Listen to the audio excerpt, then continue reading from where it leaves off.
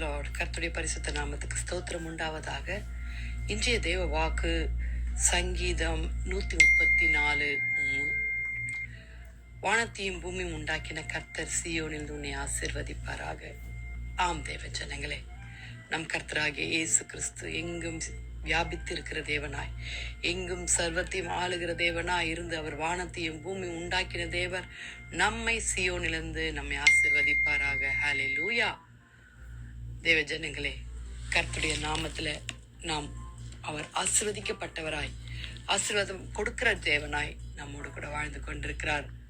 ஆம் வாலிப பிள்ளைகளே, நமக்கு எங்கிருந்து ஆசீர்வாதம் வரும்? நம்முடைய சகாயம் வானத்தையும் பூமியும் உண்டாக்கின கர்த்தருடைய நாமத்தில் உள்ளது என்று சங்கீதக்காரன் 124:8 சொன்னது போல நம்மளுடைய கண்களை அவருக்கு முன்பாக ஏறெடுப்போம். வாலிப பிள்ளைகளே, தேவ பிள்ளைகளே, நம்மளுடைய சகாயம், ஹெல்ப் எங்கிருந்து வருது?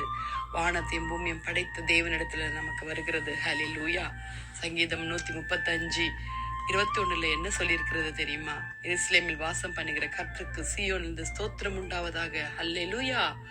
ஆம், அவர் எருசலேமில் வாசம் மாத்திரம் பண்ணல, நம்மோட கூட வாசமா இருக்கிறார். ஹல்லேலூயா. கர்த்தரை துதிங்கள், அவர் நல்லவர், அவர் கிருபை என்றும் உள்ளது என்று 136 சங்கீதத்துல நாம் வாசிக்கிறோமே. ஆம் தேவ பிள்ளைகளே, அவர் பரிசுத்த ஸ்தலத்திலிருந்து உமக்கு ஒத்தாசை அனுப்பி சீயோனில் உன்னை ஆசீர்வதிப்பாராக என்று சங்கீதம் 22 வாசிக்கிறோம். தேவ ஜனங்களே, அவர் வல்லமுள்ள தேவன், அவர் செங்கோலை நாட்டுகிற தேவன், கர்த்த பராக்கிரமசாலியா எங்கும் வியாபித்திருக்கிற தேவன், அவர் வானத்தையும் பூமியும் சர்வத்தையும் படைத்த தேவன், அவருக்கு வல்லமை அதிகம். தேவ பிள்ளைகளே, நமக்கு அவர் மேல உள்ள நம்பிக்கை தான் குறைவு. ஹல்லேலூயா. நம்ம தேவனிடத்துல கேட்போமா? ஹல்லேலூயா, ஹல்லேலூயா, ஸ்தோத்திரம். 110 சங்கீதம் 2 கர்த்தர் சீயோனிலிருந்து உன் வல்லமையின் செங்கோலை அனுப்புவார், நீர் உம்முடைய சத்துக்களின் நடுவே ஆளுகை செய்யும் என்று சொன்னது போல நாம் கர்த்தருடைய கரத்துல விழுவோம். தேவ பிள்ளைகளை, ஜெபிக்கலாமா?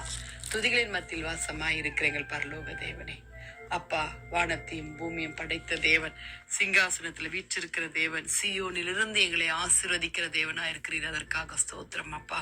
சீயோனுக்கு போக எங்களை தகுதிப்படுத்துங்க ஆண்டவரே. அப்பா, பாவம் நிறைந்த உலகத்துல நாங்கள் வாழ்ந்து கொண்டிருக்கிறோம் கர்த்தாவே. இந்த காலை வேளையில, இந்த அதிகாலை வேளையில ஏசப்பா, உம்முடைய கரத்துக்குள்ளா எங்களையும் எங்கள் தேசங்களையும் எங்கள் வாலிப பிள்ளைகளையும் சிறு பிள்ளைகளையும் ஆண்டவரே, தேசத்தின் குடிகளையும் ராஜாக்களையும் அதிகாரிகளையும் உடைய கரத்துல வைக்கிறோம் சுவாமி.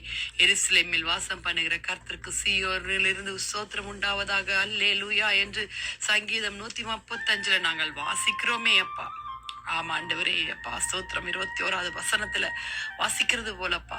ஆமா ஆண்டவரே, எருசலேமில் இருந்து எங்களே கர்த்தாவே பராக்கிரமாகிய தேவன் எங்களுக்கு சகாயம் செய்து வானத்தின் பனகலிகளை திறந்து கர்த்தாவே ஒவ்வொருவரையும் நீர் ஆசீர்வதிக்க வேண்டுமா ஜெபிக்கிறோம். அவர் என் வலது பிரசத்தில் இருக்கப்படியால் நான் அசைக்கப்படுவதில்லை என்று சொன்னது போலப்பா.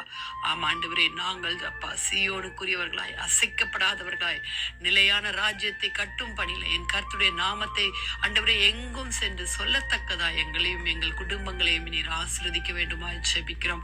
வாலிப பிள்ளைகளை தொட்டு ஆசீர்வதிங்க ஏசப்பா, ரட்சித்துக் கொள்ளுங்க ஆண்டவரே. ஸ்தோத்திரம் அப்பா. கர்த்தாவே, தேவ ஜனங்களை ஆசீர்வதிங்க, தேவைகளை சந்திங்க ஆண்டவரே. அப்பா, கால அவஸ்திலிருந்து ஜனங்களை பாதுகாத்து கொள்ளுங்க அப்பா. இயற்கை சீற்றங்களிலிருந்து ஜனங்களை பாதுகாத்து கொள்ளுங்க ஆண்டவரே. தேவரே, சமாதானத்தோடு வழி நடத்துங்க அப்பா. துதிக நம்மை உமக்கே செலுத்துகிறோம்.